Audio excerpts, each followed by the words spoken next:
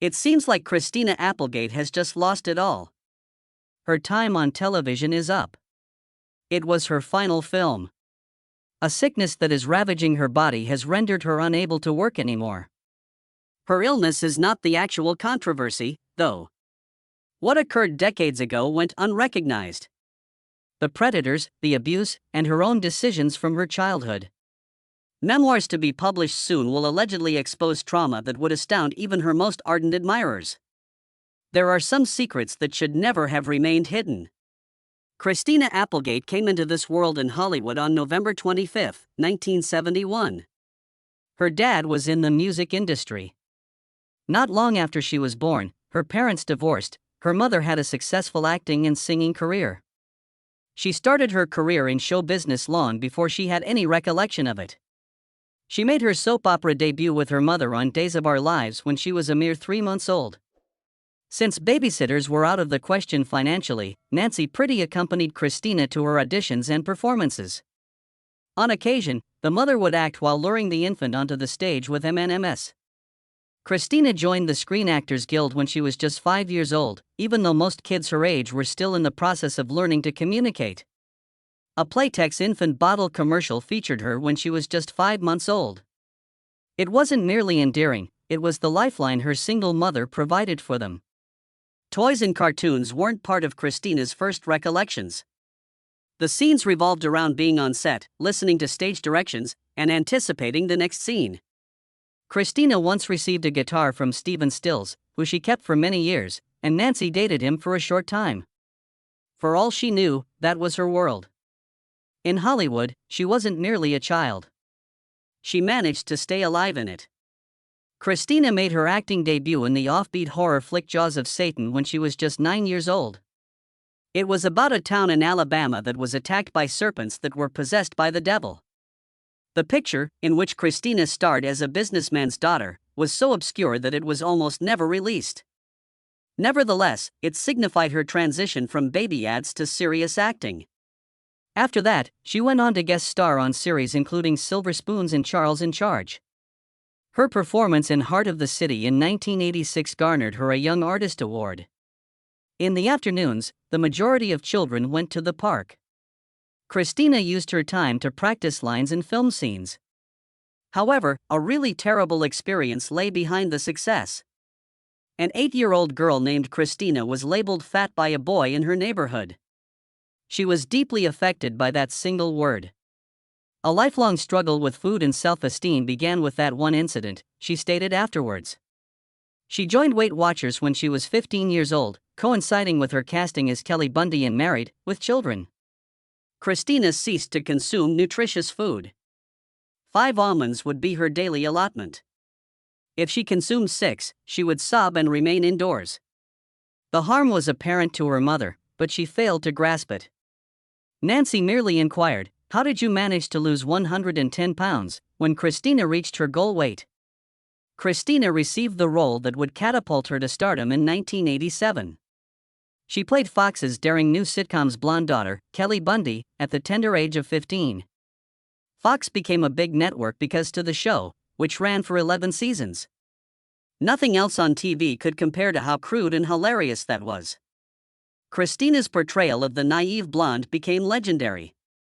A lot of people came to love her lines, which she often referred to as Kellyisms. Although she amused several people, she was secretly depriving herself of food. She struggled with an eating disorder for many years. It wasn't until 2024 that she publicly discussed it. She was really candid on her podcast that year with Jamie Lynn Sigler. She claimed she simply quit eating because the pressure to be skinny was too much. Years of bare bones were what she desired. Nobody was aware. From the outside, she appeared fine, but on the inside, she was crumbling. Mirrors continue to be a source of anxiety for her. To keep from losing it, she jots notes on the glass. At the tender age of 19, Christina Applegate landed her first major film role, but the run was a bust. Never Tell Mom That the Babysitter Passed Away.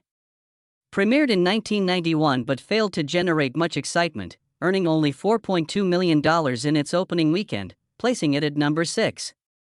Only $25.1 million was its whole profit. Christina was initially opposed to being in the film. She had low opinion of commercial films and was still involved with Married with Children. Afterwards, she said that she pretended to be immune to the situation. She went so far as to label herself a total B*TCH for being such a pain to work with. The film's rating and box office performance were both low, although it did manage to gain some viewers over time. Rentals on VHS and cable reruns became popular. As time went on, it gained a dedicated fan base. Viewers identified with her performance regardless of whether critics did. After the conclusion of her long-running TV show in 1998, Christina realized she needed to take risks. At 26 years old, she was prepared to establish her worth outside her Kelly Bundy persona. Two completely different films were her choices that year. One of them was the crazy action comedy The Big Hit, in which she co-starred with Mark Wahlberg. Another was Mafia, a completely parodying show in which she portrayed the fiancé of a mobster. The films failed to become huge hits, but that was never their intention. She was shedding her previous persona.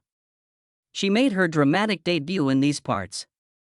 These projects proved to the business that she was capable of tackling darker, more nuanced characters.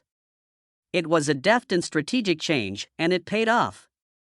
With 2002's The Sweetest Thing, she went even farther. People assumed she and Cameron Diaz had known each other for years due to the strong chemistry between them. The movie was not well received by critics. Even though Roger Ebert believed the film was bad, he had to concede that the performances of Christina, Diaz, and Selma Blair were inspiring. The film's original intent was to provide similarly outrageous plot points and comedic moments set in a female-centric version of There's Something About Mary. Christina saw it as a watershed moment. Finally, viewers recognized her as more than a romantic lead. She was no longer merely a sidekick. The business world also paid attention. Diaz was able to emerge into the limelight when her on-screen chemistry prompted casting calls and further assignments. In 2004, Anchorman was released. The character Christina portrayed, Veronica Corningstone, was based on Jessica Savage, a real-life journalist. In this part, she brought to life yet another legendary figure, this time in a film. She was able to hold her own in an improvised film alongside Will Ferrell and his comedy troupe. Many of the sequences did not even appear in the original draft. Because of her poise, delivery, and self-assurance, Veronica became more than a fictional character. To Christina, she became a representation of her progress. Fans greeted her return with open arms at the release of Anchorman 2 in 2013, almost a decade after her first film. She went from being a timid young sitcom star to a confident actor who could transform into any character and compete with the best of them. The idea of starring on Broadway has long been Christina Applegate's ambition. That ambition was realized in 2005. When she played the title character in the Al Hirschfeld Theater's revival of Sweet Charity. From May 4 to December 31, 279 performances were held of the show. In addition to her nominations for the Tony, Drama Desk, and Theatre World Awards, her portrayal as Charity Hope Valentine also garnered her a nomination for Best Actress in a Musical. She stunned critics with her seamless transition from musical theater to comedic television. She had been training for this job for what felt like an eternity, as a dancer since she was a little girl. The path to Broadway, however, was anything from straightforward. Beginning on January 25 in Minneapolis, the play made its way to Chicago and Boston as part of a rough preview tour. Extreme physical exertion was required for the show. The dance was high energy and choreographed intricately. Regardless, Applegate was hellbent on getting through it. That was until the night that altered the course of events. Applegate fractured her right foot's fifth metatarsal bone on March 11 while performing at a Friday night gig in Chicago. She continued for another 20 minutes after the incident occurred, but the agony eventually stopped her. Her mentee was tasked with completing the show. Applegate persuaded producer Barry Weissler to keep the show alive just 2 days after producers first declared it wouldn't go on to Broadway. Her passion wouldn't permit it to end there. To alleviate her injury, she returned on April 18 using specialized brown medical boots that reached her ankles. She started wearing these boots on stage. Though essential, they were a constant reminder of the price she had to pay for the show. Even though it hurt, she continued to dance. She was fighting against the want to give up, but her body was telling her otherwise. She discovered that the injury to her foot would last a lifetime. Applegate came clean about her inability to dance in 2013. Since her return to Broadway had always been a dream of hers, she spoke about it with regret. She has been dancing since she was a little girl. It was all over after that one injury. It shifted her perspective on her professional future. The physically demanding parts she had formerly adored were now beyond of her league, but she occasionally danced when she could.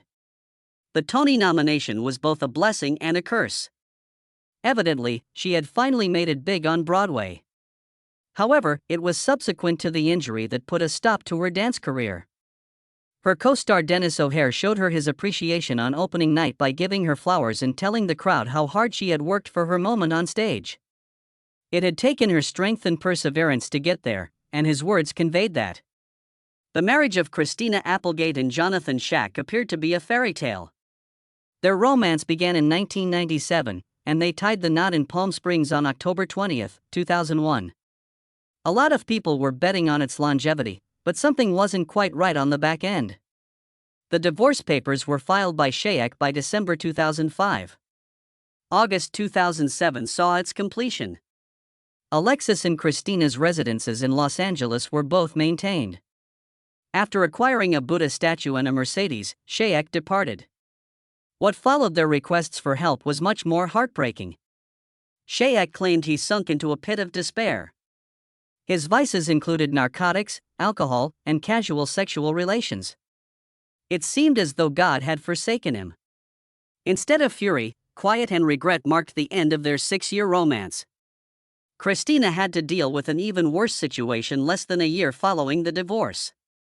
Lee Grievous, her ex-boyfriend, passed away in his Hollywood apartment by himself. At the tender age of 26, he stood before us. Heroin poisoning was the root cause. His remains were discovered with a syringe. Just 1 month before his 27th birthday, on June 29, 2008, he passed away. While Christina's marriage was in disarray, she began seeing him in 2005 or 2006. Prior to his career as a photographer, he fished in Alaska. His drug troubles caused the end of their relationship. Even as a young man in New York, he struggled with substance abuse. After his marijuana suspension, he experimented with cocaine and other drugs. They had temporarily gotten back together in April 2008, but they had broken up by the time he passed away. It crushed Christina's heart. She spoke of him as an extraordinary human being and expressed her profound loss for him. The news that altered the course of her life irrevocably afterward. Christina learned that she had breast cancer in August of 2008. Her age was only 36. The early detection was made possible via a routine MRI. She began having regular checkups at the age of 30, even though she was symptom-free at the time. Nancy Pretty, her mother, had beaten breast cancer twice. After testing, it was discovered that Christina had the BRCA1 gene mutation. She had an 87% chance of developing breast cancer over her lifetime. Of ovarian cancer, she had a 44% chance. Christina acted swiftly when presented with these figures.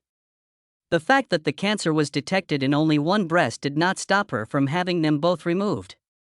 The idea of returning for tests every few months was something she strongly disliked. Quietness was what she sought. Many were taken aback by the choice. Her age was a mere 36. She enjoyed great fame as an actress. Her looks had always been a part of her career. However, she acted in accordance with her best judgment. She was officially proclaimed cancer-free 1 month later.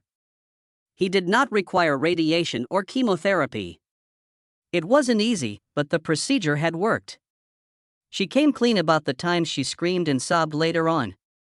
She joked that the nursing home would have the best bosoms, an attempt to maintain her sense of humor. Despite the humor, the anguish was genuine. In 2009, she channeled that suffering into an impactful act. The Right Action for Women charity was her brainchild. encouraging women at high risk for breast cancer to undergo necessary MRI tests. Unfortunately, insurance often does not pay for these screenings. Charity has amassed a substantial sum. The corporation committed to donating at least $100,000 to assist in funding further screenings under a contract with Essex. Despite the pain, Christina has persisted and transformed her darkest hour into a potential lifesaver. Christina Applegate took a risk when she returned to television after being married and having children. She portrayed a single mother attempting to make it in the world while working full-time at her father's German-themed bar in the 1998 sitcom Jessie. This sitcom ran concurrently with her latter seasons as Kelly Bundy, allowing her to portray two very different female characters on television. She received her first Golden Globe nomination. Despite the short run of 42 episodes, she proved to the world that she was more than simply a witty teen. It was her ability to carry a series that earned her the People's Choice Award for Favorite Female Performer. It seemed as if Applegate was attempting to escape the glare of her early stardom through her character's trials. A shocking turn of events followed. She made her Friends debut in 2002 playing the role of Amy, Rachel's superficial sister. Her performance was so remarkable, even though she had never watched the show before she stepped foot on stage. In 2003, she made a triumphant return and even won an Emmy for her performance. She finally began watching Friends in 2024, long after filming had ended, and she still couldn't believe she'd won an Emmy for a show she hadn't even seen. She made the confession on her podcast.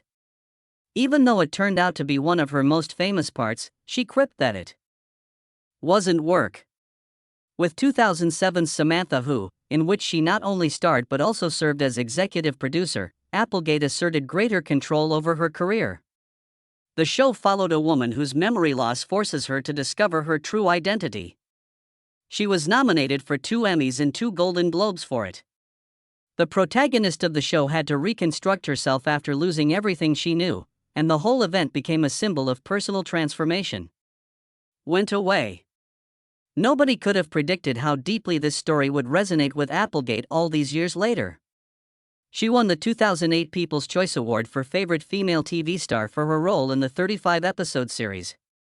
The truth, however, was seldom so neat and tidy. Martin Lanabelle and Applegate were the victims of a stalker in 2012. Brutal and horrifying were the messages. "You snatched Christina from me," according to one tweet. "I intend to murder you." Someone else dared to blast off his skull. Just days after the threats started, the Los Angeles Police Department got a search warrant for Twitter because they were so serious.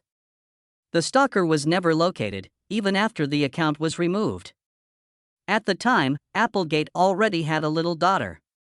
Because of what happened, she felt compelled to beef up her home security. This was far from being an isolated incident. Someone had once snuck into her closet and tried on all of her garments. The turning point arrived at that particular second. Applegate received the diagnosis of multiple sclerosis in 2021 while filming the last season of Dead to Me. She now saw that the first warning had been there for years. While attempting to shoot the pilot, she tripped and fell, but she quickly recovered. Her condition quickly deteriorated as filming progressed. A wheelchair was required to get her to the set. She persevered and saw the season through, even though even the most basic tasks, like opening a door, seemed insurmountable. "I found out on a Monday after work that I had MS," she later said. "A disease I'm gonna have for the rest of my life." Her honesty about the disease shocked everyone. "I don't enjoy living," she confessed. "I don't enjoy things anymore." She described her life as living in hell. She gained 40 pounds. She now needs a cane to walk and fears falling in the shower. Holding a phone, opening bottles, or even standing up in the morning can be overwhelming. Sometimes she just gives up and stays in bed. Her world shrank down to her home and she barely leaves it anymore. Things got worse in 2023 when she ate a salad at a restaurant she trusted and contracted sapavirus. It caused days of intense sickness. She described it in painfully graphic detail. Diarrhea, dizziness, vomiting while trying to collect a stool sample. She learned the virus came from ingesting someone else's fecal matter. At one point, she woke up in a pool of her own waste without realizing it. She had to wear adult diapers. She told People magazine she had been to the emergency room more than 30 times because of stomach and intestinal issues. The pain and vomiting seemed never-ending. Finally, in 2023, she made a heartbreaking announcement. She said she didn't see herself working in front of a camera again. Waking up at 5 a.m. and working 12-hour days just wasn't possible anymore. She made one last appearance at the Screen Actors Guild Awards and called it her final awards show. But she's not giving up completely. She plans to do voiceover work to support her daughter and keep working in some way. One of those projects includes reprising Kelly Bundy in an animated Married with Children series.